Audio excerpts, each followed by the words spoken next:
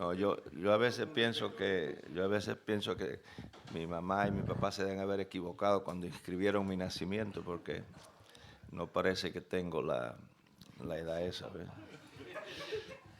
¿No? Y cuando lo ponen en términos de seriedad, ustedes saben que originalmente, si ustedes van a la historia del concepto de edad, eh, la primera edad que se usa con relación a los seres humanos es lo que llaman edad cronológica, o sea, la edad en que la persona que tiene de nacida. Pero luego cuando surgió la psicología, pues entonces se planteó la idea de edad psicológica, y es la edad del grado de maduración que tiene una persona. Ahí es donde esos son los parámetros que usan, por ejemplo, para las personas retrasadas mentales o para las personas que no han madurado. Hay hombres que tienen 50 años cronológicos, pero tienen 15 años de conducta. En otras palabras, siguen siendo niños en su conducta. Y la última edad con la que se trabaja ahora en los círculos académicos es con lo que llaman edad de vitalidad. Y la edad de vitalidad es la edad que tiene una persona en lo que a energía se refiere, en lo que a capacidad de vida se requiere. Le hacen exámenes de los pulmones, de los riñones, de todo, y de su manera de disfrutar la vida. Entonces, por eso hay personas que pueden tener cronológicamente 80 años, pero de vitalidad pueden tener 50 años. Así que los que se cuidan duran más que los que no se cuidan. Y eso ocurre porque hay personas que viven los 80 años que van a vivir, los viven en los primeros 20 años. Y cuando llegan a los 30 años son personas gastadas, personas desbaratadas. Y yo sabiendo eso, pues yo lo que he hecho es distribuir las cosas en 120 años. O sea, hay personas que el vino que van a tomar en toda la vida se lo toman en los primeros 20 años y terminan con cirrosis del hígado, y a los 20 años el médico le dice que no puede tomar más vino. Yo he dividido el vino en 120 años, así que yo voy a poder tomar vino hasta el día que muera. Y he dividido el jamón en 120 años, y el coñac, y la sal, y el azúcar, y todas esas cosas. Muy bien. Si quieren, cualquier día volvemos por aquí, yo le doy un curso de cómo se hacen esas cosas para disfrutar la vida. Hoy vamos a trabajar con algo que hace falta pensar. Si ustedes, al escuchar las primeras cosas, no están de acuerdo y cierran, pues no nos vamos a poder entender. Lo que una persona siempre tiene que hacer es escuchar con oído crítico, juzgar y entonces decidir. Pero hay personas que cuando oyen aquello que es distinto a lo que han creído toda la vida, cierran el filtro y no pasa más nada y no quieren pensar. Hay personas también que su capacidad de pensar es temprano en la mañana. Hay personas que se levantan a las 5 de la mañana con una agilidad mental extraordinaria, y a esa hora es que leen, a esa hora es que hacen todas sus reflexiones. Pero hay personas que no.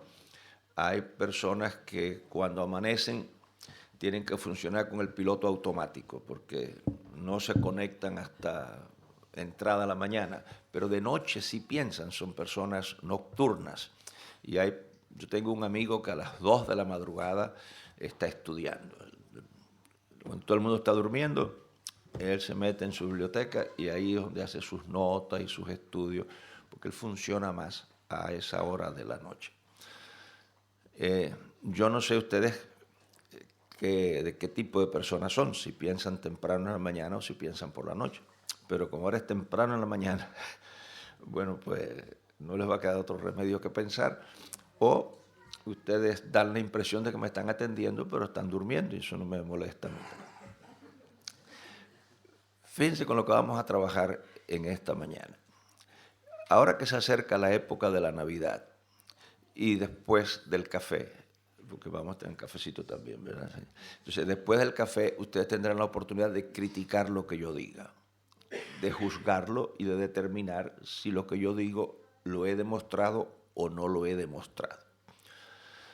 Uno de los intereses que yo he tenido esta semana aquí con ustedes es darle herramientas para que desarrollen la capacidad crítica, para que desarrollen la capacidad analítica, para que nadie les haga cuentos.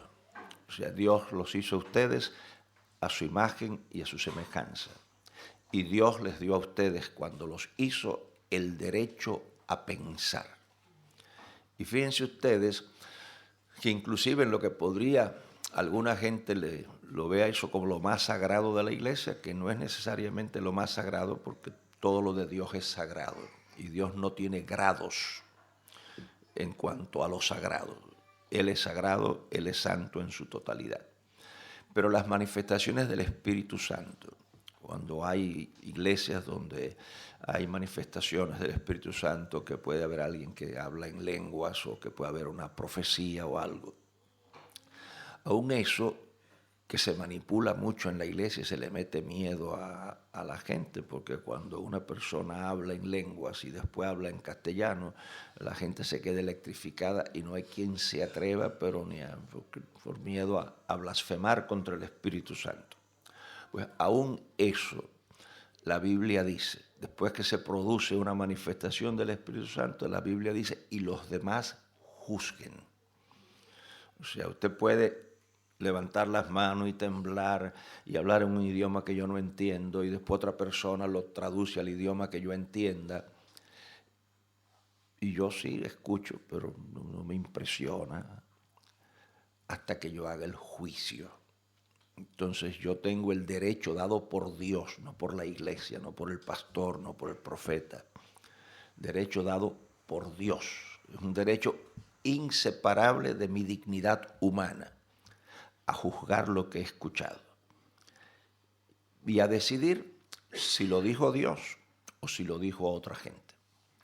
Y claro, la libertad es riesgosa, porque si yo concluyo que no lo dijo Dios y lo dijo Dios, me voy a buscar problemas. Pero si yo concluyo que lo dijo Dios y no lo dijo Dios, me voy a buscar problemas. La libertad es riesgosa, pero es lo mejor que el ser humano pueda tener. Lo que define a un ser humano es su capacidad de decisión, su libertad. Eso es sagrado y Dios nos hizo así. Es una lástima que la gente se deje impresionar y se deje manipular. Pero según la Biblia yo tengo el derecho a la crítica, el derecho al juicio. Y la Biblia nos da ese derecho, no nos lo da la iglesia, nos lo da Dios Todopoderoso. Yo tengo derecho a juzgar todas las cosas de mi vida y a correr el riesgo de equivocarme. Pero es mejor equivocarme, el riesgo de equivocarme es mejor, es más seguro que el riesgo a someterme a cosas que no, con las que yo no estoy de acuerdo y a trabajar bajo presión. Así que ese es algo precioso que nadie puede quitarte. Cuando tú pierdes eso, perdiste tu dignidad, perdiste tu capacidad. Y con respeto, pues se le dice a la gente, yo no estoy de acuerdo con lo que usted acaba de decir. Y ahora, para uno saber lo que está de acuerdo con Dios y lo que no está de acuerdo con Dios, hay un nivel categórico, conceptual. O sea, uno juzga lo que ocurre con los parámetros de las Sagradas Escrituras. Y por eso es que es tan importante saber las Escrituras. Yo respeto todas las religiones, pero fíjense, en la religión católica, y yo procedo de la Iglesia Católica, o sea, yo tuve 5 primas que fueron monjas y algunas monjas de reclusión, o sea, convento aquí en España que no podía hablar nadie con ellas. Yo tuve un tío que es lo que llamaban en aquel tiempo en España doctor de la iglesia, que era en aquel tiempo uno de los escalones más altos de la iglesia. Y ustedes saben cuál era la tradición de la iglesia católica cuando tú le preguntabas al cura. La respuesta del cura era, doctores tiene la iglesia, a ellos preguntad. Y por eso es que la Iglesia pudo controlar como ha controlado. Y yo soy de la opinión de que parte de la irreligiosidad del español actual, porque el español actual no es el mismo español del tiempo de mi padre. Yo pienso que parte de la irreligiosidad del pueblo español hoy es lo que yo llamo la ley del péndulo. En otras palabras, del extremo de represión religiosa, de imposición religiosa, porque el sacerdote en la historia española, habían dos personas importantes en el pueblo. Era el guardia y el cura. Y esa gente campeaban por su respeto. Ahora, la ley del péndulo nos ha llevado al otro extremo.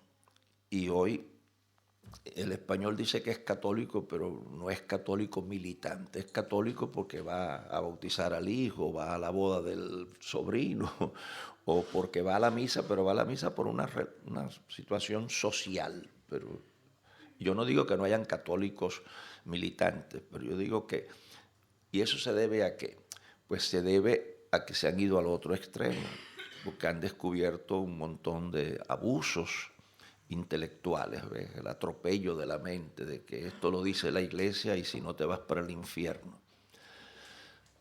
No, nosotros, gracias al Señor, y la Iglesia protestante, pues tiene la misma cosa. O sea, porque hay muchos evangélicos que critican a los católicos, pero es la misma cosa. O sea, así como el cura era la voz de Dios en la iglesia, hoy el pastor es la voz de Dios, y que no está de acuerdo se lo lleva el diablo. ¿Te das cuenta? Por eso es que yo, cuando a mí me preguntan qué soy yo, pues la gente se confunde un poco porque me dicen que si yo soy bautista, le digo que no, yo no soy bautista. Que si yo soy pentecostal, no, yo no soy pentecostal. Que si yo soy metodista, yo no soy metodista. Que si yo soy protestante, no, yo no soy protestante. Que si yo soy reformado, yo no soy reformado. Y tengo mi razón para eso. Yo soy cristiano. Y no soy protestante por una sencilla razón. Porque la palabra protestante no tiene nada que ver con religión. En su origen histórico, el protestantismo surge no por una razón religiosa, sino por una razón de derecho civil. O sea, le llamaron protestantes cuando la Iglesia Católica ya había perdido mucho terreno y ya una gran parte de Alemania estaba de acuerdo con las ideas de Lutero. Entonces se le estaba saliendo de las manos la situación. Y entonces en una dieta decidieron que en los principados reformados, o no le llamaban todavía reformados, los principados que estaban de acuerdo con la posición de Lutero, en esos principados se enseñaría la religión de Lutero y la religión de Roma. Pero en los principados que se mantenían fieles a Roma, solo se enseñaría la religión de Roma. Entonces, en esa coyuntura es que estos príncipes protestaron. Y de ahí viene protestante. Como yo no participé en ese fenómeno histórico, pues yo no soy protestante. Pero entonces dice, pero eres reformado. Tampoco soy reformado. ¿Y por qué no soy reformado? Porque para uno reformar tiene que haber deformado. Y como que lo que yo creo nunca se ha deformado, pues no lo he tenido que reformar. Por eso que yo no soy reformado. Yo soy cristiano, sin apellido.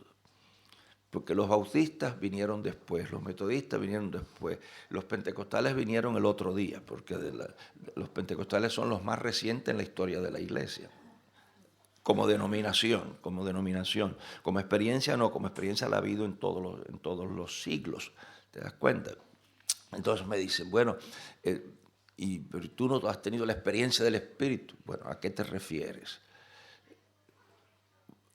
No, que si tú has tenido el bautismo del Espíritu Santo, tú has hablado en lengua, sí, yo he tenido esa experiencia, pero eso no me hace pentecostal. ¿Por qué? Porque cuando dice que cuando se cumplieron los días de Pentecostés, eso no tiene nada que ver con el Espíritu Santo. Eso es como si tú dices, el niño mío nació el día de la independencia. Tú estás usando la independencia como la coyuntura histórica para decir cuándo fue que nació el hijo tuyo. Entonces la experiencia que tienen los discípulos se produce en la coyuntura de esa festividad. ¿Ven? Ahora, yo sí tenido la experiencia de hablar en otras lenguas, pero no soy pentecostal, yo soy cristiano. Es claro eso. Entonces eso me da a mí una latitud de juicio diferente, porque hay gente que están normados por su propia denominación. Y entonces no pueden pensar fuera de esos parámetros. Yo no utilizo a Lutero para juzgar la Biblia, yo uso la Biblia para juzgar a Lutero. Yo no utilizo a San Agustín para juzgar a la Biblia, yo uso la Biblia para juzgar a San Agustín. Y yo tengo los escritos de ellos. O sea, según un amigo mío que es historiador, especialista en historia de la Iglesia, pues él vio yo le dije la colección que yo tenía de los padres y me dijo que es la más completa que existe hoy, por lo menos en idioma inglés. Es decir, que yo tengo todo lo que se conserva de San Agustín, yo lo tengo en mi biblioteca. Todo lo que se conserva de Orígenes, yo lo tengo. Y esa gente dice cosas muy buenas, pero también dicen disparates. O sea, San Agustín tiene ideas que son maravillosas, que leerlo enriquece, pero tiene ideas que si tú te llevas por ellas te desajustas.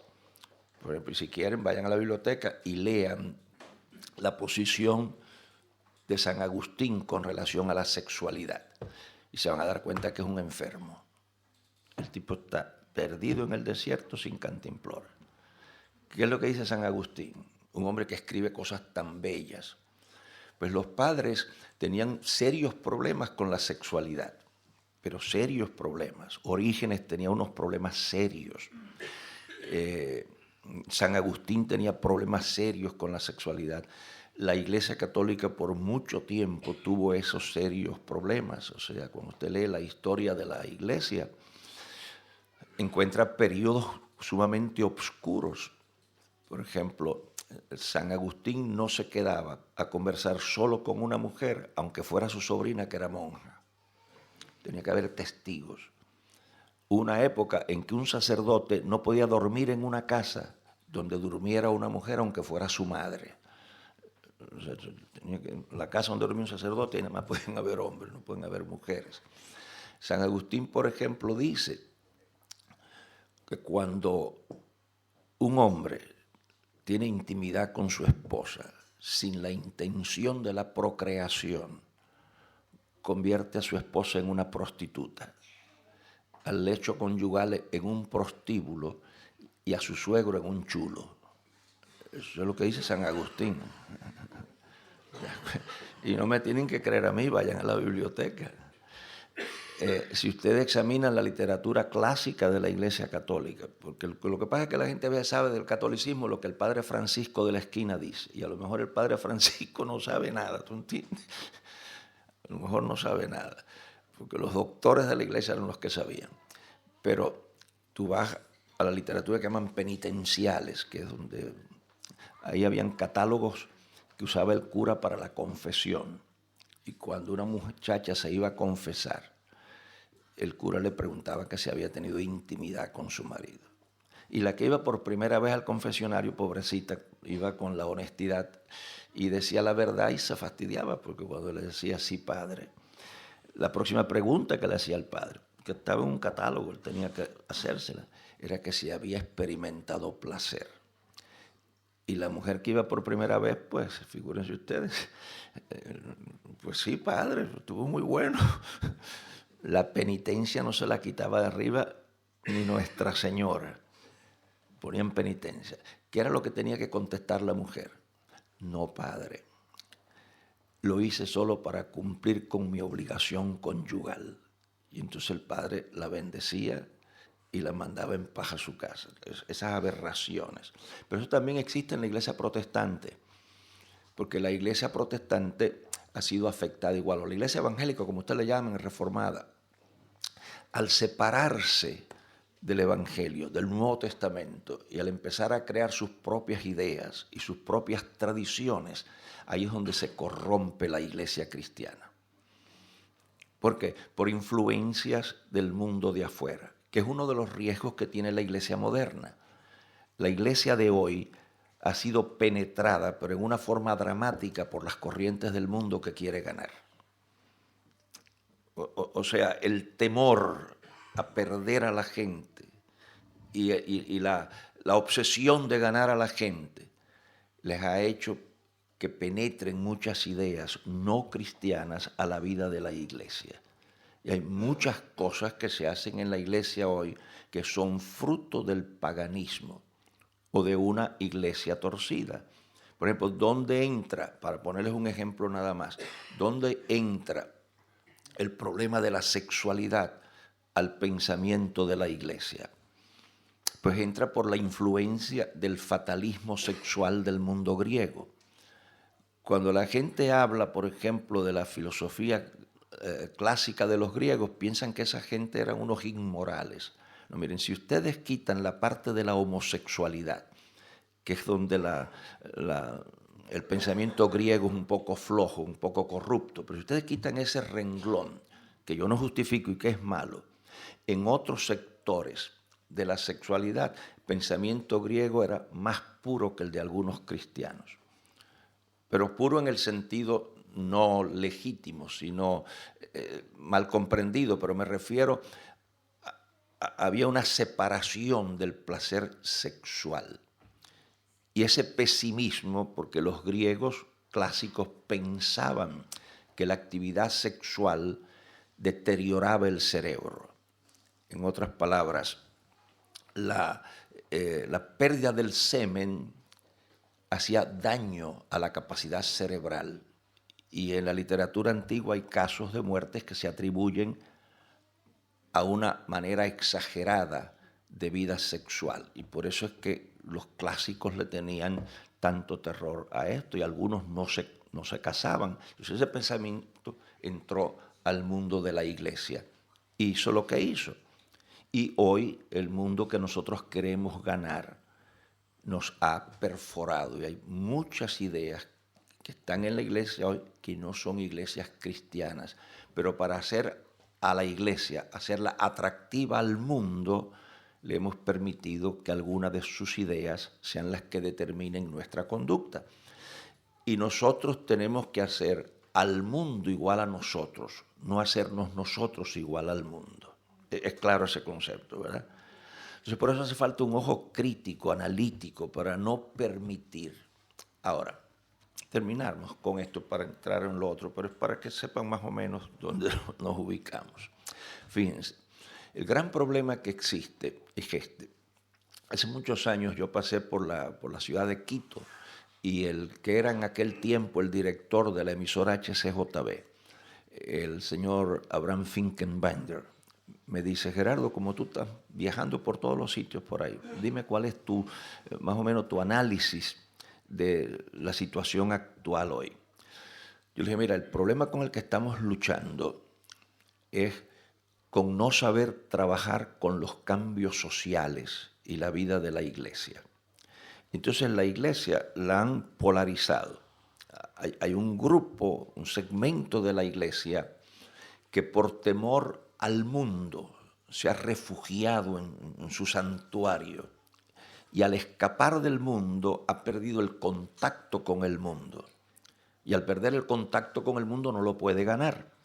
Tiene mensaje, pero no lo sabe comunicar.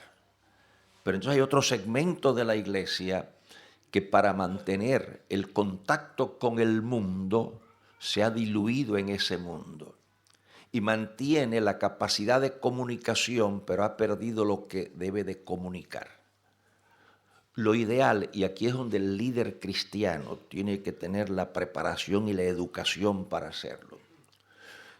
Los que dirigen la iglesia son intérpretes de la iglesia al mundo e intérpretes del mundo a la iglesia. Y la función crítica fundamental es juzgar los cambios sociales, porque como la sociedad es dinámica, la sociedad cambia. Por ejemplo, si esto en lugar de estar ocurriendo hoy, aquí en Cataluña, estuviera ocurriendo hace 100 años, ¿quiénes no estarían aquí? Las mujeres. Porque hubo una época en la historia en que la función de la mujer era bordar, tejer, cocinar y tener contento al marido. De ahí no pasaba. O sea, no se pensaba en una mujer doctora en medicina, no se pensaba, mucho menos una mujer en miembro del gabinete del gobierno, eso ni se concebía, eso te das cuenta. Pero hoy hay mujeres aquí, hay mujeres que son pastoras, mujeres que son ministros de qué sé yo qué cosa en el gobierno de aquí país. Entonces la sociedad es dinámica, cambia. Entonces el líder de la iglesia tiene que interpretar qué cambios de esos puede asimilar la iglesia para no convertirse en una pieza de museo, algo raro que está por allá en la esquina del pueblo. Pero ¿a qué cambios no puede someterse la iglesia? Y ahí es donde se le llena el cuarto de agua a la gente. Que para que los jóvenes no se nos vayan, aceptamos una serie de cambios sociales que integramos en la iglesia para mantenerlos en la iglesia, y es lo mismo que yo le dije a usted del padre que dice, no, pero la tengo en la casa. No la tiene en la casa, la tiene en un hotel. No, hay cosas que nosotros no podemos aceptar. Y punto. Y si se pierde el mundo, pues se perderá el mundo. Pero nosotros no podemos salvar el mundo perdiendo la iglesia, porque eso es contradictorio. Es claro eso, ¿verdad? Pues por ahí es donde hace falta pensar. Y cuando usted no piensa, pues se enreda porque acepta lo que no debe aceptar y rechaza lo que no debe rechazar. Bueno, si ya despertaron, vamos a trabajar con el tema de ahora. Se acerca ahora la Navidad. En algunos países lo celebran en una fecha, en otros lo celebran en otra fecha, y si usted lee la historia hay una cantidad de líos con cuándo fue que nació él, porque nadie sabe exactamente el momento en que fue. Pero aquí creo que lo celebran ahora a finales de diciembre, ¿verdad? En algunos lugares lo hacen el 24, en el otro lo hacen el 25, pero bueno. ¿Cuál es uno de los problemas que tiene la iglesia con la Navidad? Un problema conceptual, no tiene que ver ni con los arbolitos, ni con las tarjetas, ni con esas cosas. Pero tiene que ver con la frivolidad, con la superficialidad. ¿Qué es lo que ustedes oyen, si es que los españoles son iguales a otros países? Durante el tiempo del nacimiento de Cristo, ¿cuáles son algunos de los comentarios que se oyen? Alguna gente dice que si Cristo hubiera nacido hoy, le habrían dado el dormitorio principal de la casa. Y creen que con eso han dicho la gran cosa.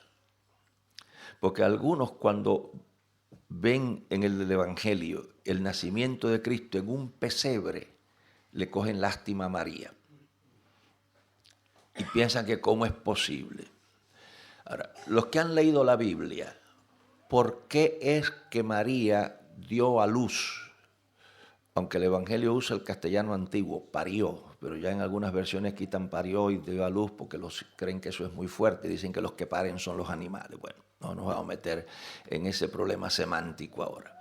Pero fíjense, ¿por qué nació Jesús en un pesebre?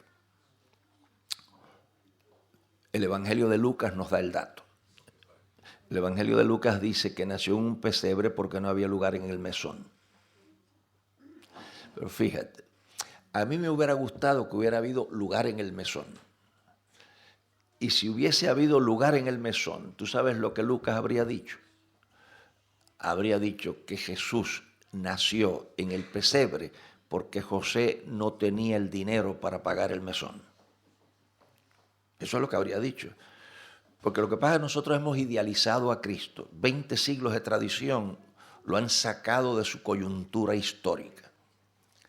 Jesucristo nace en una familia humilde. Y ustedes saben que los hoteles, que los clasifican por estrellas, hay hoteles que tienen 5 estrellas, hay hoteles que tienen 4 estrellas, otros tienen 3 estrellas y media, otros tienen 2, otros tienen 1 y otros no tienen ninguna estrella. Y yo me he quedado en hoteles de diferentes estrellas, ¿te das cuenta? De muchas estrellas a lugares donde no ha habido ninguna estrella, te das cuenta. Y hay una diferencia en la cama, en el cuarto. A mí me invitaron una vez en Los Ángeles para dar un curso de hermenéutica y me pusieron en un hotel que la habitación era un suite, o sea, tenía para dormir, tenía escritorio, tenía esto, tenía lo otro, una cama que cabía no sé cuánta gente en la cama esa. Que yo me acosté medio asustado allí porque una cama con tantas almohadas, yo dije, ¿qué será lo que hacen aquí en esta cama, muchachos, con tantas almohadas? Pero bueno, me acosté y dormí tranquilo. Pero he dormido en hoteles, en uno dormí y tuve que coger un gancho, le llaman ganchos donde se cuelga la ropa, y tuve que ir al armarito y sacar un gancho y desarmar el alambre ese para amarrar la puerta del cuarto con un alambre. Porque cuando llegué a ese lugar, que iba también a dar unas conferencias, me dijeron, Gerardo, estamos en días de convención y todos los hoteles están llenos. Lo único que te hemos podido conseguir es esto, pero vamos a ver si mañana te podemos sacar de ahí. Muchachos, yo tuve que entrar por una escalerita que había y habían gente sentados allí que parecía que era un lugar de eso, de un antro del mal, de pecado, muchachos, y unas mujeres sentadas allí y unos hombres, y yo dije, compadre. Y después la puerta esa no tenía para cerrarla. Yo agarré un alambre, muchacho, porque yo dije, aquí cuando me duerma se me mete alguna gente aquí, muchacho, y se acaba esto. Así que yo he dormido en todas esas cosas. Pero, ¿qué es lo que determina las estrellas? Pues el costo del hotel. Y hay gente que se pueden quedar en hotel de 5 estrellas, pero hay gente que no se pueden quedar en hotel 5 estrellas, porque eso determina el bolsillo que tenga una persona, ¿te das cuenta? El dinero es cosa seria, ¿sabes? Yo sé que hay gente que le tiene un odio al dinero. No, que el dinero no, miren. Y algunos dicen, el dinero no compra la felicidad. Yo sé que no la compra, pero la puede alquilar por un fin de semana. No le quepa duda de eso, que no la comprará, pero la puede alquilar. Porque no es lo mismo un hotel de 5 estrellas a un hotel sin ninguna estrella. A menos que usted tenga complejo de monje trapense. Ya eso es otra historia. Pero, dinero. Lo grave no es donde nació Cristo. Cristo nació donde podía nacer el hijo de un hombre que pertenecía al nivel socioeconómico de su padre. No hay más misterio en eso, no hay más historia. Nació donde tenía que nacer el hijo de un matrimonio de la condición social, socioeconómica de sus padres. Y María no se sintió atropellada. ¿Por qué? Porque ese era su mundo. Y la gente no sufre cuando vive en su propio mundo. O sea, usted dice, ay, pero pobrecita aquella señora lavando en el río. Es que ya nunca ha visto una máquina de lavar. Y no crean ustedes que por la mañana cuando se levanta allá en esa aldea la señora dice, ve, ¿dónde lavo yo? En el río. No, ya va feliz y lava en el río. Porque su realidad es ese río. Ahora usted que tiene una máquina de lavar, usted le coge lástima, pero ella no se tiene lástima. Ni le pelea al marido, ni el marido tampoco se siente que no es un buen proveedor. Porque cada persona se mueve dentro de su propio mundo, dentro de su propio ambiente, dentro de sus propios parámetros. Así que María no pasó ningún trauma. ¿Dónde reside lo grave del nacimiento de Cristo? Pues en el nacimiento mismo. O sea, lo que es grave, lo que es trágico, es que Dios se hizo hombre. Eso es lo trágico. Pero fíjense ustedes que el riesgo de esa encarnación es el riesgo de Dios no poder regresar a la condición de divinidad. O sea, cuando Dios se hace hombre, se embarca en un proyecto que pudo haberle impedido el retroceso. Ustedes han leído en la Biblia, en el Evangelio de Juan, cuando el Señor Jesucristo hace lo que se ha categorizado como la oración del sumo sacerdote, la oración sumo sacerdotal, cuando Él le dice a Dios, a su Padre, Padre, he acabado la obra que me diste que hiciese. Ahora pues glorifícame con la gloria que tuve cerca de ti antes que el mundo fuese. Al Él orar, que lo glorifiquen con la gloria que tuvo. Vaya, la conjugación del verbo tener significa que ¿qué es lo que él no tiene en este momento? Él no tiene en este momento lo que tuvo antes de encarnar. Ahora, para él poder regresar a lo que tuvo, algunas cosas tenían que ocurrir y otras no podían ocurrir. El gran riesgo de la encarnación es la posibilidad de no regresar a ser lo que era. Como después del café hay un momento de discusión, lo que yo no diga claro, ustedes me lo dicen, yo se lo explico. Ahora, para poder entender bien esto, hace falta organizar bien las ideas. Porque para uno poder comprender, tiene que haber orden.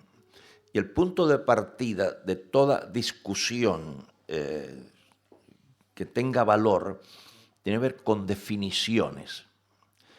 Y para esto que yo les voy a presentar hace falta definir dos conceptos y tenerlos claros. No necesariamente que ustedes los acepten, los suscriban, pero que sepan que cuando yo los uso a eso es a lo que me refiero. Los dos conceptos que hay que tener claro son el concepto de eternidad y el concepto de divinidad. O sea, ¿qué es eterno y qué es Dios? Esas dos ideas hay que tenerlas claras. ¿Cómo voy a usar yo el concepto de lo eterno? Pues diciéndoles a ustedes que existe un nivel de lo eterno en el sentido riguroso o absoluto, y que existe otro nivel de lo eterno en el sentido relativo. Eterno en su rigor es aquello que es sin haber empezado. Y por lo tanto, como consecuencia lógica, aquello que es sin haber empezado nunca puede dejar de ser. Es decir, que en el rigor del concepto eterno está el concepto de lo que no empieza y de lo que no termina. Ahora, Dios es eterno en ese sentido absoluto, riguroso, porque Dios es sin haber empezado y por ser sin haber empezado no puede terminar. Ese es el concepto de lo eterno. Yo les voy a demostrar teóricamente que Dios pudo haber terminado. Que cuando Dios se hizo hombre, el riesgo fue no poder volver a ser Dios. O sea, la cesación de Dios. No iba a haber más Dios. No digo que iba a dejar de existir, porque en el rigor teológico uno no dice que Dios existe, porque lo que existe ha empezado. En el rigor de la teología, Dios es. O sea, uno no habla de la existencia de Dios, sino del ser de Dios. Ahora, ese es el concepto de lo eterno. ¿Cuál es el concepto de Dios? El concepto bíblico de Dios. Bueno, ustedes saben que se dice a veces, y en algunas iglesias lo tienen en las confesiones, Dios Padre, Dios Hijo y Dios Espíritu Santo. Eso teológicamente está mal dicho. Porque cuando usted dice Dios Padre, Dios Hijo y Dios Espíritu Santo, habla de tres dioses. Y no hay tres dioses en la Biblia, hay un solo Dios. Si usted dice Dios Padre, Dios Hijo y Dios Espíritu Santo, para referirse a personas, sí. Y en la Biblia se usa eso porque cuando Jesucristo dice, el que me ha visto a mí ha visto al Padre. Usted se da cuenta. Ahora, si usted se refiere a Dios Padre, Dios Hijo y Dios Espíritu Santo por las personas, está bien. La otra cosa que dicen es primera persona, segunda persona y tercera persona de la Trinidad. Eso está mal, porque cuando usted lo pone así, hace una gradación en Dios. Y en Dios no hay primero, segundo y tercero. En Dios hay Dios nada más. Ahora, ¿cuál es la idea que nos da la Biblia de Dios? Fíjense. ¿Por qué nosotros hablamos de un Dios que es trino. Porque cuando usted va a la Biblia, en Génesis 1:1, dice, en el principio creó Dios los cielos y la tierra. Esa es la primera parte de la Biblia que implica una pluralidad en la esencia de Dios. ¿Por qué? Bueno, en castellano no se da cuenta uno. En castellano no hay la menor noción de eso, porque dice, en el principio creó Dios los cielos y la tierra. Pero cuando usted va al idioma en que se escribió ese versículo originalmente, hay un problema gramatical cuando se traduce al castellano. Porque en nuestra gramática tiene que haber consistencia y correspondencia entre el número del verbo y el número del sustantivo. O sea, si el sustantivo está en plural, el verbo se conjuga en plural. Si el sustantivo está en singular, el verbo se conjuga en singular. Pero en ese versículo del Génesis no es así, porque el idioma en que se escribe permite algo que nuestra gramática no permite. Y por eso es que una traducción literal de ese versículo sería: en el principio dioses creó los cielos y la tierra. Ahora, eso es una anomalía gramatical en la estructura de nuestro idioma. Porque no se puede decir, en el principio dioses creó los cielos y la tierra. ¿Por qué el sustantivo está en singular y el verbo está en plural? Bueno, algunos expertos en estos idiomas te van a decir que es porque el Génesis en su original usa lo que se llama en esa gramática un plural real, que es el plural que se usaba para individuos, pero de cierta categoría, para los reyes, para los grandes señores. Y todavía se usa esa forma del plural, aún en nuestro idioma, cuando uno quiere hablar con cierta modestia. En lugar de yo decir yo pienso, que parece como arrogante, pues es correcto en castellano decir nosotros pensamos, que es una manera más cortés. En lugar de decir yo pienso, yo soy el bravo de la película, aquí no, nosotros pensamos. Bien, pero yo aunque respeto esa idea, no es eso lo que ocurre en Génesis según mi opinión y según la opinión de muchas otras gentes. Lo que ocurre allí no es un plural de esa naturaleza, sino que el ser al que se refiere es plural. Pero es una pluralidad en una unidad absoluta. Por eso cuando se habla de lo que crea, no crean, sino crea. Y ahí es donde viene la idea de Dios plural. O sea, la Trinidad no es un concepto categórico en la Biblia, es un concepto por deducción. Es decir, Cristo es el Salvador del mundo categóricamente, pero Dios no es trino categóricamente.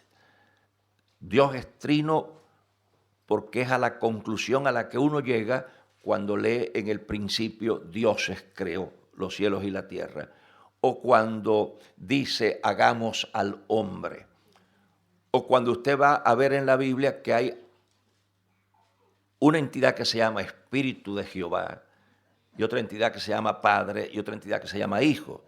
Entonces uno llega a la conclusión de que deben de ser tres. Ahora, con esas dos ideas vamos a trabajar, para que ustedes vean el riesgo. Ese Dios que es indivisible, ese Dios que no se puede desarmar, se hace hombre, se encarna. Y para que ustedes vean la indivisibilidad de Dios, si ustedes van al primer versículo del libro de Juan, del Evangelio de Juan, primer capítulo y primer versículo, ¿qué es lo que dice? En el principio era el Verbo, y el Verbo era con Dios, y el Verbo era Dios. Ese pasaje se usa para indicar la unidad de Dios y la eternidad de Jesucristo. Y se usa para que uno vea que ese ser eterno no procede de ningún lugar. Y es muy interesante porque fíjense cómo dice, en el principio era el Verbo, y el Verbo era con Dios, y el Verbo era Dios. ¿En qué tiempo está conjugado el verbo ser? en un pasado imperfecto. ¿Qué es lo que permite esa condición de un pasado imperfecto? Pues permite tomar a Dios y tomar a Jesucristo y llevarlo hacia atrás, tanto como sea necesario para que Él siempre esté anterior a todo y posterior a nada. Observen que yo puedo decir, en el principio era el verbo, pero sin alterar la gramática, yo puedo decir, y antes de lo que estaba antes del principio era el verbo. La conjugación imperfecta hace que se pueda mover hacia atrás todo lo que sea necesario para que Él siempre quede anterior a todo, posterior a nada. Eso lo hace a Él eterno. Y por hacerlo eterno, nos indica que es sin haber empezado. Y por ser sin haber empezado, nunca puede terminar. Dios no puede extinguirse, porque es eterno.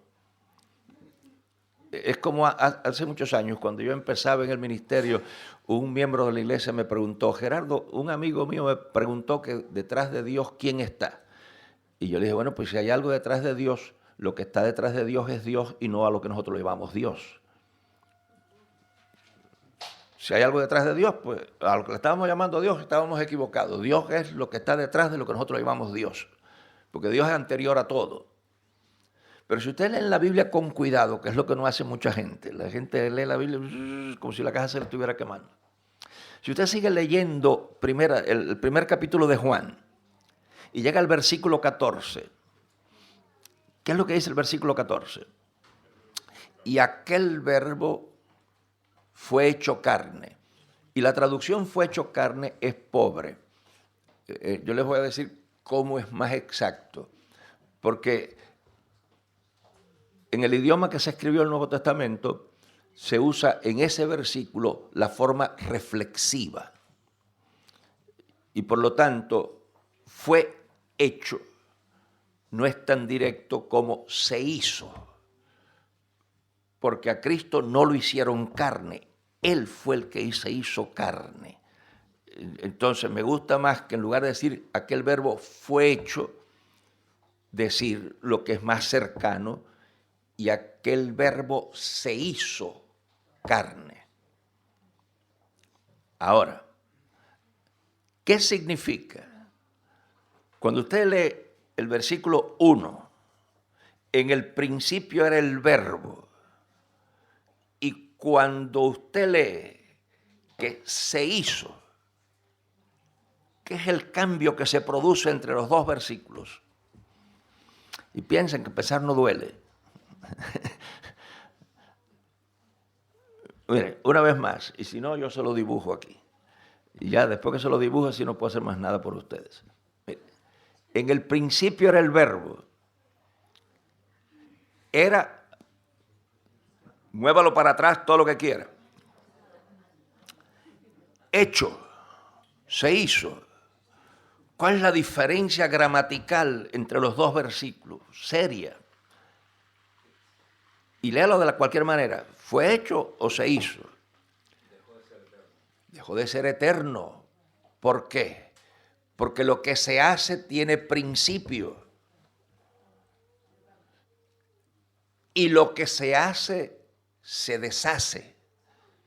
Porque todo lo hecho puede ser deshecho. Y si no puede ser deshecho, nunca fue hecho. Entonces lo que ocurre entre los dos versículos es que este ser eterno, sin puntos de referencia, un absoluto, ahora se comprime en un hecho histórico. Y al verbo del versículo 1, usted lo puede mover hacia atrás tanto como sea necesario para que sea anterior a todo y posterior a nada. Pero lo hecho está empotrado en una coyuntura histórica que tiene lo que le antecede y lo que le sucede. Por lo tanto, no es eterno. ¿Se dan cuenta de la gravedad? Ahora, al hacerse carne, ha salido de la seguridad de lo eterno para entrar en la inseguridad de lo temporal. Y al hacerse hombre, ¿qué riesgo es el que corre? Y observen que dice, y aquel verbo fue hecho carne, y vimos su gloria, como la gloria del unigénito Hijo de Dios, lleno de gracia y de verdad. Y al hacerse hombre, ¿cuál es el riesgo que corre? El riesgo de todos los hombres, el riesgo de perderse. Y cuando Cristo se hizo hombre, se hizo verdaderamente hombre. Ahora, ahí es donde se le llena el cuarto de agua a alguna gente, pues dice, bueno, ¿cómo fue hombre y sigue siendo Dios? Y ese no es un problema nuevo, es un problema que surgió en el primer siglo, porque se polarizó y hubo un grupo de cristianos que decían que Cristo era Dios con apariencia de hombre. Y otros decían que Cristo era hombre con una chispa de Dios. O sea, cuando usted lee en la primera carta de Juan, una de las cosas que Juan combate es eso. Un grupo de gente que surgió en la iglesia que no podían aceptar que si era Dios fuera hombre. Y entonces tenía más una apariencia. Y por eso es que él dice que los que no aceptan que Cristo vino en carne, pues esa gente son los que están extraviados. Ahora, cuando Dios se hizo hombre, fue verdadero hombre y verdadero Dios.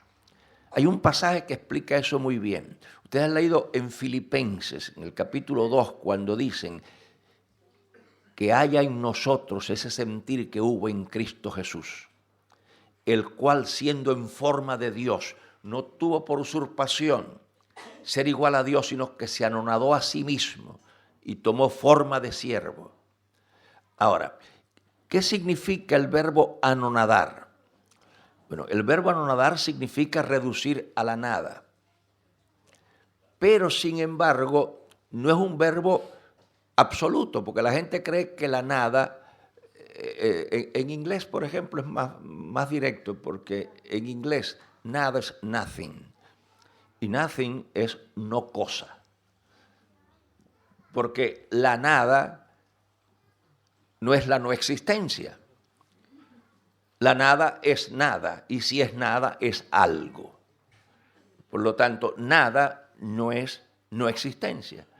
Cuando dice ahí, se redujo a la nada, pues todavía se redujo a algo, que es nada. Pero el verbo que se usa, o el verbo que usó el apóstol Pablo, es más riguroso que el verbo castellano. Porque el que él usó significa se vació. Y entonces, si ustedes lo leen de esa manera, dicen, haya pues en vosotros el sentir que hubo en Cristo Jesús, el cual siendo en forma de Dios, no tuvo por usurpación ser igual a Dios, sino que se vació. Ahora, para mí eso aclara el problema, ¿por qué? Porque miren, aquí está mi carterita y ahí hay dinero, porque yo no salgo de la casa sin dinero. Yo tengo aquí tarjetas de crédito en esta carterita y dinerito en esta carterita. Aquí yo tengo euros, aquí yo tengo dólares y aquí yo tengo bolívares. Aquí no hay ningún venezolano, ¿verdad? Entonces lo voy a decir. Miren, tú eres venezolano.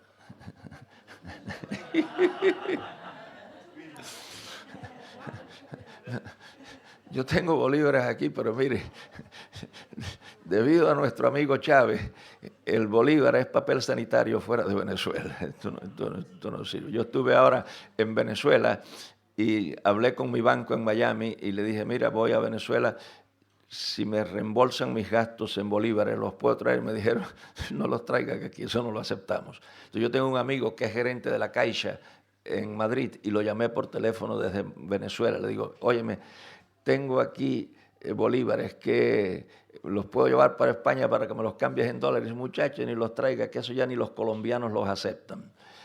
Entonces, tuve que dejarlos allí, los bolívares, regalárselo allí a un pastor, necesitaban comprar un equipo para la iglesia. Le dije, bueno, pues mira, quédate aquí con estos 2 millones porque no sé qué rayo hacer con ellos. Bien, pero bueno, eso es aparte, ¿no? Eso es aparte, fíjate. Pero esto yo lo tengo en el bolsillo. Cuando lo tengo en el bolsillo, ¿de quién es esa cartera?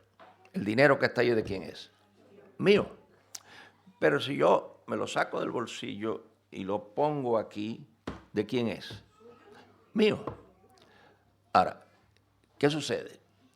Que lo que yo estoy diciendo aquí es que yo lo voy a sacar del bolsillo para no usarlo.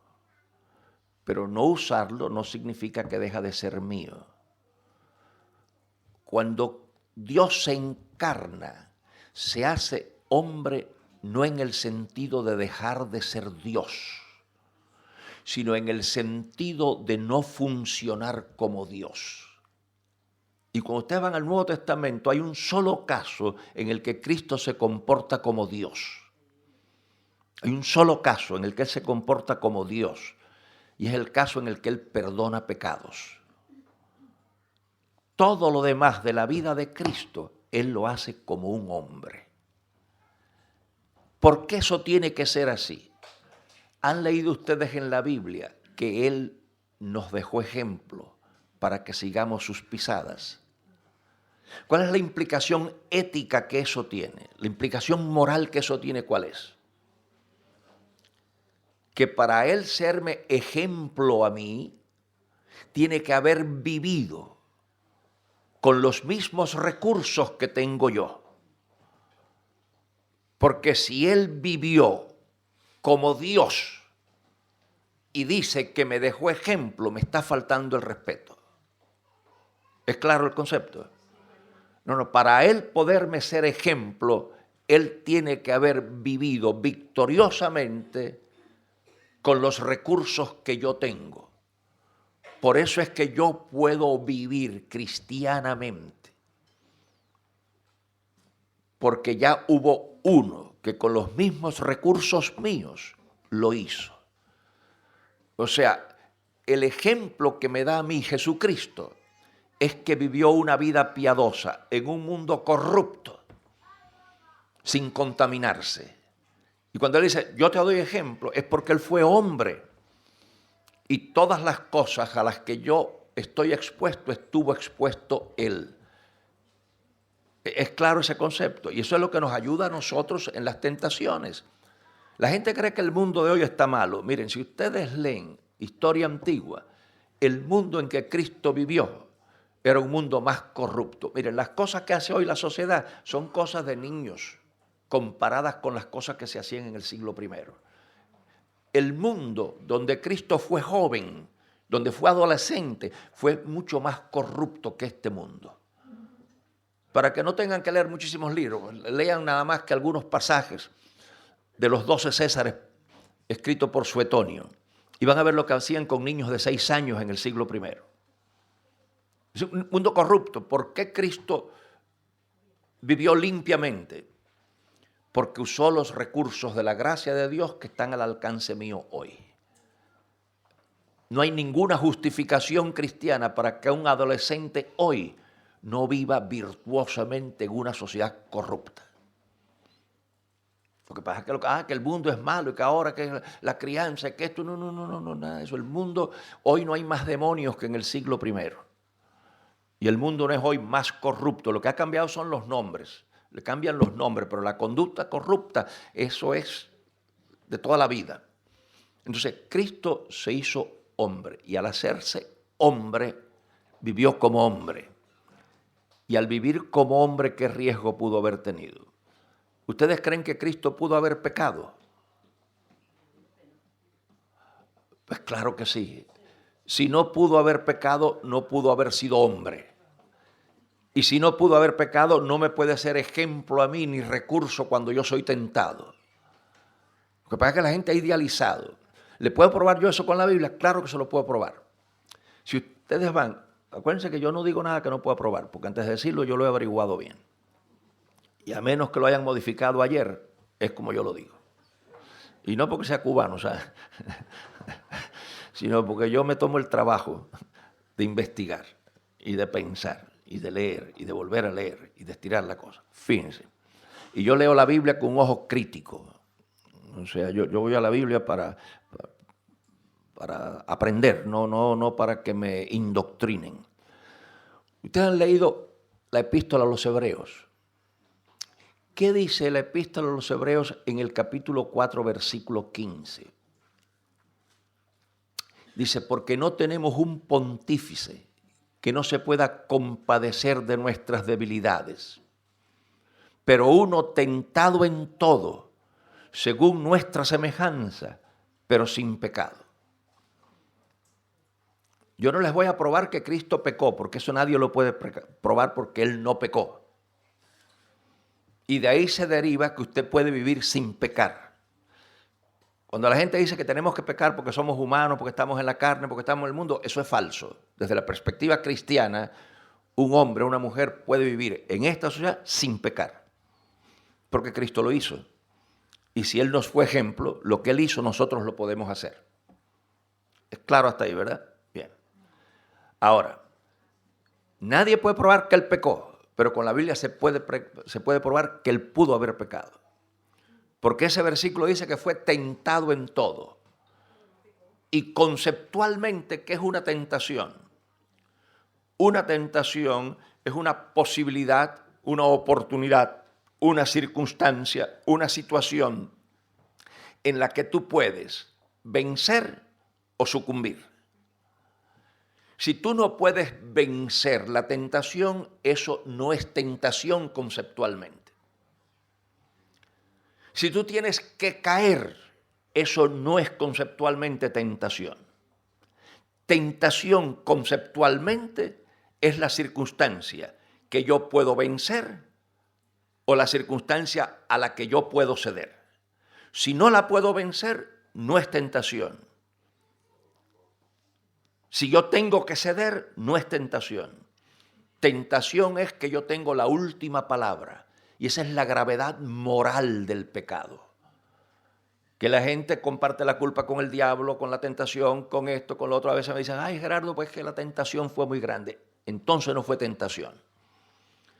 Si es superior a los recursos con que Dios te ha dotado, no es tentación. Para que sea tentación, tiene que ser algo que tú puedes manejar. Por eso, si algún día yo me enredo por ahí en cualquier cosa, no es el diablo, no es la oportunidad, es que yo, Gerardo de Ávila, me cansé de ser cristiano. Y pienso que esto es una tontería, esto es una estupidez, yo he perdido mucho tiempo, toda mi vida, toda mi juventud, y ya ahora me voy a meter mano, porque ahora me he pensado yo que a lo mejor no hay cielo, y a lo mejor no hay infierno, y entonces tengo un vecino que me dijo que el que no goza aquí, a la gloria no va, lo friegan aquí, lo friegan allá, y entonces yo quiero resolver esto ahora. Y yo, Gerardo de Ávila, cambié mi estilo de vida. Yo le doy un premio al diablo que me haga hacer lo que yo no quiero hacer. Yo le doy un premio a la sirena que me seduzca a mí. Ahora, yo no digo que un día yo no me enrede, pero si me enredo no fue porque se metió el diablo en la iglesia, no, yo, Gerardo de Ávila, digo, oye, vamos a probar esto y lo pruebo. Eso es lo que es tentación. Y por eso es que Dios puede condenarnos o puede salvarnos. Porque es nuestra conducta. Yo tengo la última palabra. Si Cristo fue tentado, Cristo pudo haber pecado. Y si Cristo no pudo haber pecado, cuando dice ahí que fue tentado, me están faltando el respeto. Eso es una historia de una tragedia griega, pero que no tiene ninguna realidad. Es claro hasta ahí. Después yo lo puedo explicar más. Hay otro versículo, porque en buena hermenéutica uno no funda un concepto con un solo versículo de la Biblia. Hacen falta más pasajes. ¿Qué es lo que dice el capítulo 5, versículo 7 de esa misma epístola? Pues lo que dice ese pasaje es, el cual en los días de su carne, ofreciendo ruegos y súplicas, con gran clamor y lágrimas, al que le podía librar de la muerte, fue oído por su reverencial miedo. ¿Qué problema presenta ese versículo? A lo mejor te lo han leído 20 veces o 100 veces. ¿Qué problema presenta? Fíjense, escúchenlo una vez más. El cual en los días de su carne, ofreciendo ruegos y súplicas, con gran clamor y lágrimas, al que lo podía librar de la muerte, fue oído por su reverencial miedo. Ese versículo dice que que Jesucristo pidió que lo libraran de la muerte. ¿Y qué dice ese versículo? Que lo escucharon. Por lo tanto, ese versículo dice que Él pidió que lo libraran de la muerte y lo libraron de la muerte. Ahora, ¿lo libraron de la muerte? Entonces, o es mentira el evangelio que dice que lo mataron, o es mentira la epístola de Pablo que dice que fue muerto, o es mentira ese versículo. Los evangelios y la epístola se contradicen.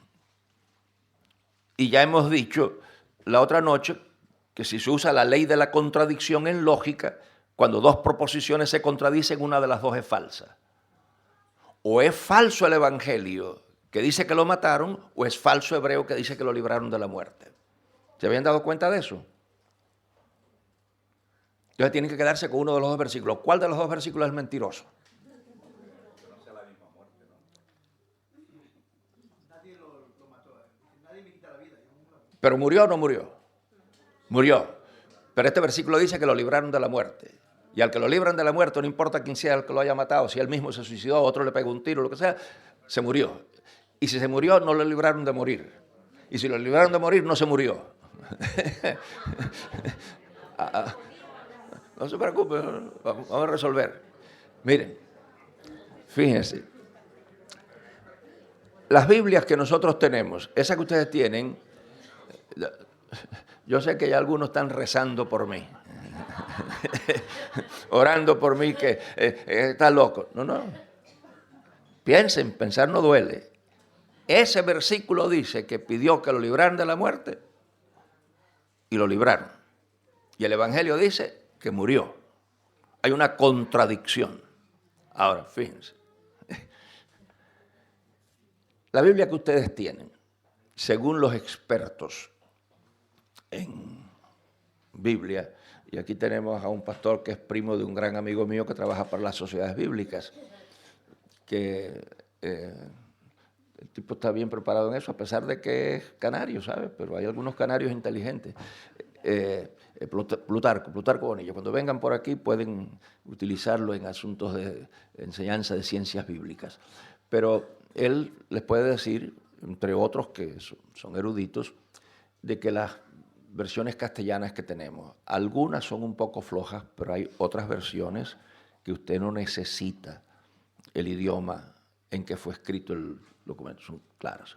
Pero toda traducción, y por eso es que a la Biblia no se le llama, lo que ustedes tienen no es una traducción de la Biblia, sino una versión de la Biblia. Traducción se usa cuando hay de un idioma al otro en forma literal. Eso es una traducción. Pero versión es cuando un idioma se pasa al otro idioma, no cada palabra como equivalente. Entonces, en toda versión de un idioma al otro, hay palabras que quedan en la sombra y hace falta acudir a la raíz para aclarar. Y hay algunas versiones, por ejemplo, yo no sé en castellano, no conozco ninguna, pero en el idioma inglés hay una que se llama, la traducción del nombre sería Biblia amplificada, The Amplified Bible. Y la ventaja que tiene esa traducción es que cada vez que al darte la palabra en inglés, si queda sombra en la palabra de donde viene, te ponen entre paréntesis o entre corchetes una serie de datos que te permiten agarrar más la idea. Ahora, en este caso en particular hace falta acudir al idioma en que se escribió el versículo porque aclara y resuelve esta contradicción. Porque cada vez que ustedes ven una que dice que esto se contradice en la Biblia, no, la Biblia nunca se contradice.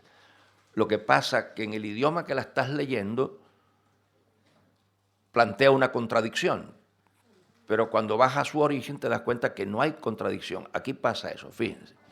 Cuando dice ser librado de la muerte, la preposición que se usa ahí, de, en castellano hay una sola, de, pero en el idioma en que se escribe esa epístola hay dos preposiciones, pero que cuando se traducen al castellano, cualquiera de las dos que se use, hay que vertirla a la única que nosotros tenemos.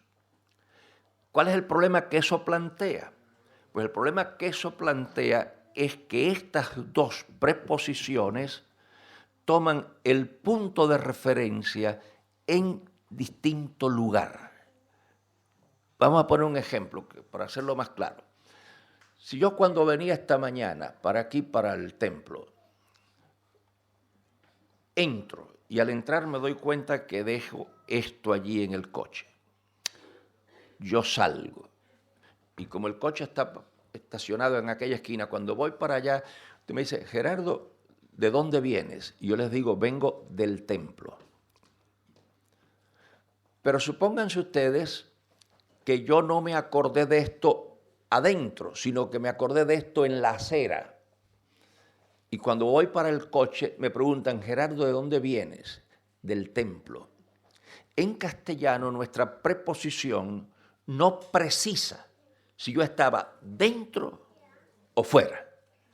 En el idioma en que se escribe este pasaje no ocurre eso, porque hay una preposición que yo puedo usar si estuve dentro del templo y hay otra preposición que yo puedo usar si yo estuve fuera del templo. La que usa el escritor de Hebreos es la preposición que tiene que ver con adentro.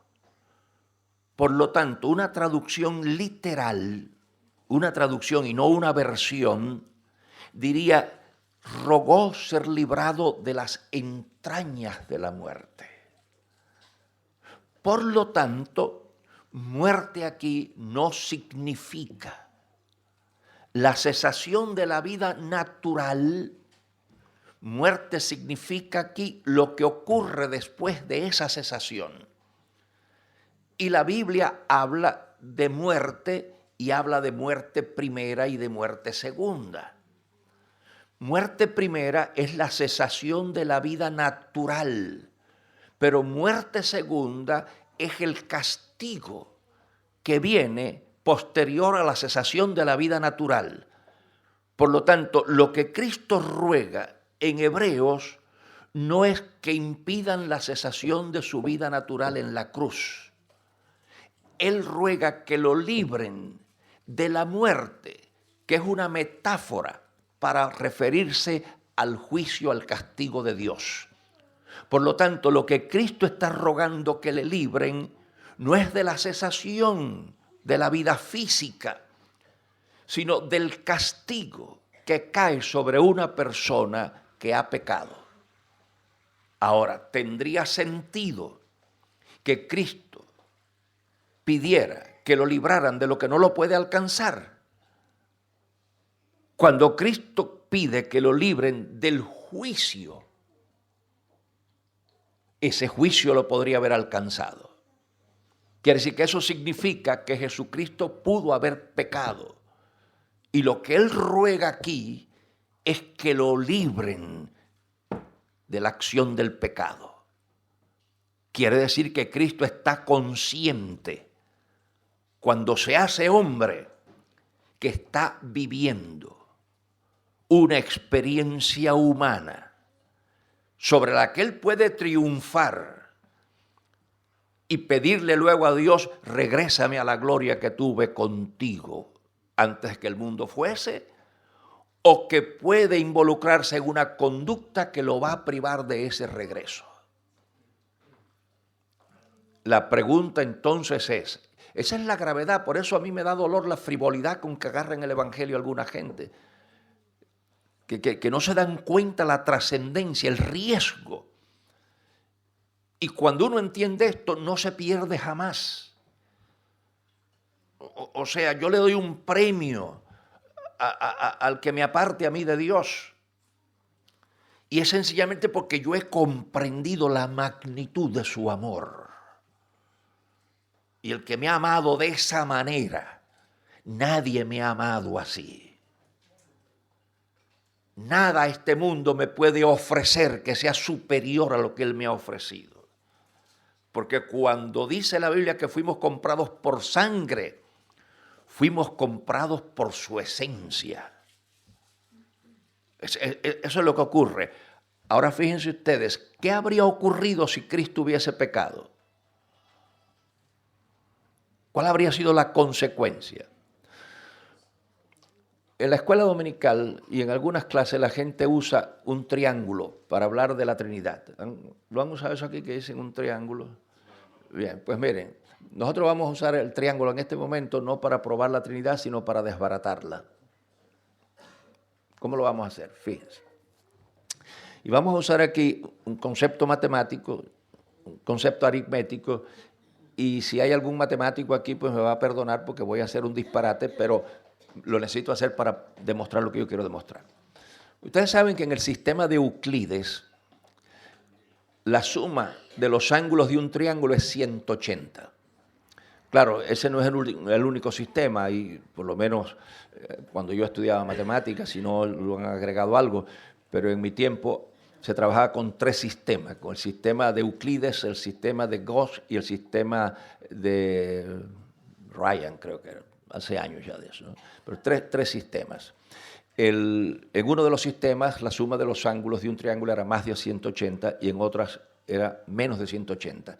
Pero yo voy a usar el de Euclides, que es más categórico, más cerrado. Y en el sistema de Euclides la suma de los ángulos de un triángulo es 180. Ahora, si son 3 ángulos y la suma de los 3 es 180, pues 180 entre 3 da ¿cómo?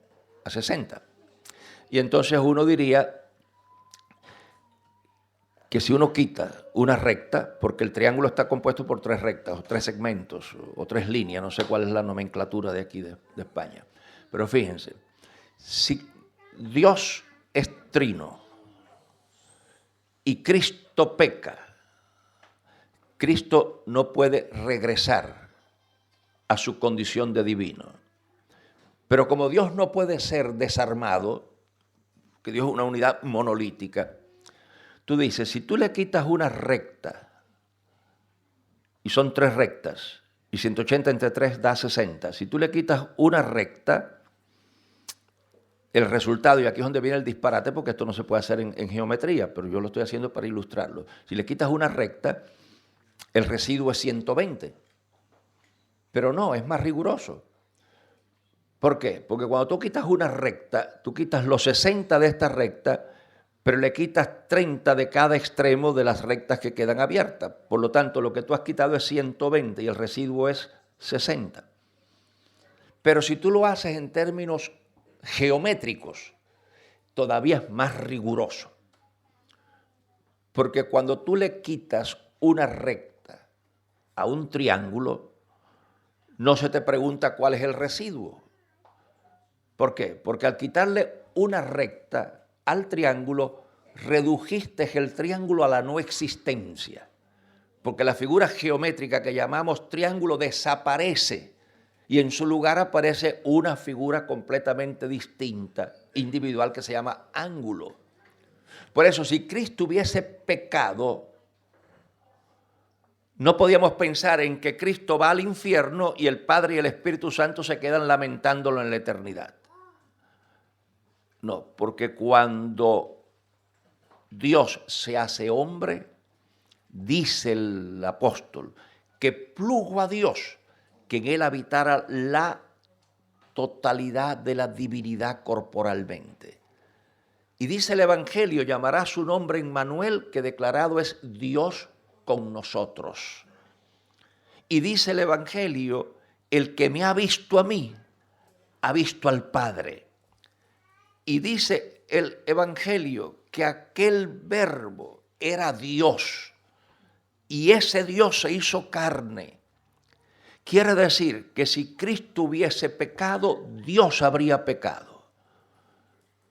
Y si Dios es consistente con sus leyes, Dios tendría que haberse autocondenado. Y Dios habría dejado de ser. ¿Cómo es posible eso? Hasta ahí no he llegado todavía.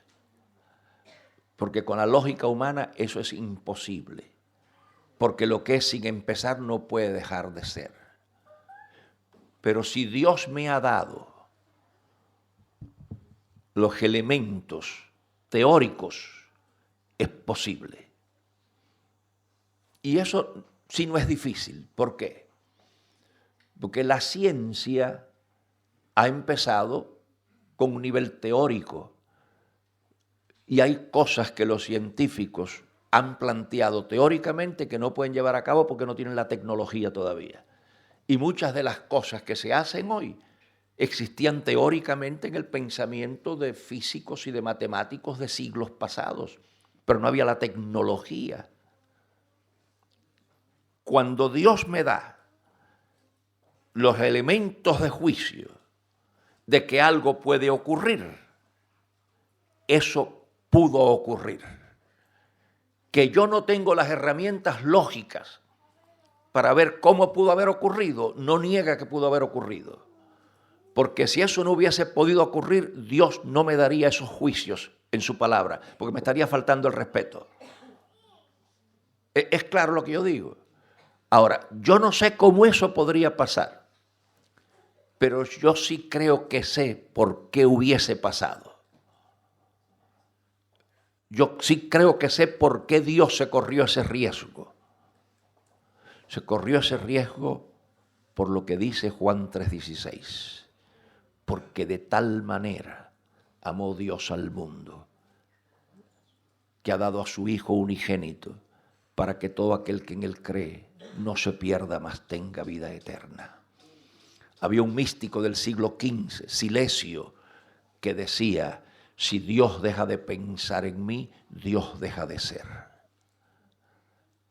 El amor de Dios es incomprensible. Yo no sé por qué Dios insiste con este mundo. Si así como hizo el primero, se hubiera podido entretener haciendo mundos, y cada vez que se le desarmaba a uno lo borraba y el próximo ni se enteraba de que uno salió mal. ¿Por qué la insistencia con el mismo mundo?